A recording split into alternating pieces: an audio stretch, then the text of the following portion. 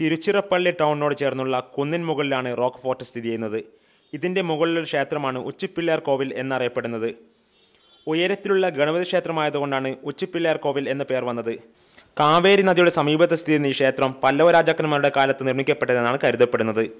ഈ ക്ഷേത്രവും കോട്ടയം സ്ഥിതി ചെയ്യുന്ന പാറക്കെട്ടിനാവട്ടെ 3800 ദശലക്ഷം വർഷത്തിൻ്റെ പഴക്കമാണ് പുരാവസ്തു ഗവേഷകർ കണക്കാക്കിയിട്ടുള്ളത്. 83 മീറ്റർ ഉയരത്തിൽ സ്ഥിതി ചെയ്യുന്ന ഈ ക്ഷേത്രത്തിലെത്താൻ ഭക്തർക്ക് 420 പടവുകൾ കയറണം. ഉച്ചിപ്പിള്ളയാർ കോവിലിന് സമീപം ഒരു ശിവക്ഷേത്രവും സ്ഥിതി ചെയ്യുന്നുണ്ട്. തീർത്ഥാടകർ ഗണപതി ക്ഷേത്രത്തിൽ ദർശനം നടത്തിയ ശേഷമാണ് ശിവക്ഷേത്രം സന്ദർശിക്കുന്നത്. കേരളത്തിൽ നിന്നടക്കം നിരവധി ഭക്തരാണ് ക്ഷേത്രത്തിൽ ദർശനം നടത്താനും കോട്ട വീക്ഷിക്കാനുമായി തിരുച്ചിറപ്പള്ളിയിലെത്തുന്നത്.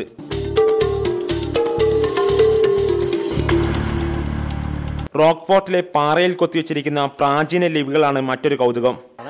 പിന്നെ പ്രത്യേകതയായിട്ടുള്ളത് ചില ഇടങ്ങളിലുള്ള സ്ക്രിപ്റ്റ്, അതായത് എഴുത്തുകൾ ഇതുവരെയും ആരെക്കൊണ്ടും വായിക്കാൻ പറ്റില്ലാത്ത ഒരു സ്ക്രിപ്റ്റുകളാണ് ഇവിടെ ഉള്ളത്. ക്രിസ്തുവിന് മുൻപ് 3-ാം നൂറ്റാണ്ടിൽ കൊത്തിയെടുത്തെന്ന് കരുതുന്ന ഈ ലിപികൾ ഇതുവരെ ആർക്കും വായിച്ചെടുക്കാനായിട്ടില്ല. അതിനുള്ള ശ്രമം ഇപ്പോഴും പുരാവസ്തു ഗവേഷകർ തുടരുകയാണ്. ഈ ക്ഷേത്രത്തിലെ പ്രധാന കോവിൽ നിന്നുള്ള വിദൂര കാഴ്ച ഏതൊരു സഞ്ചാരിയുടെ മനം കവരുന്നതാണ്.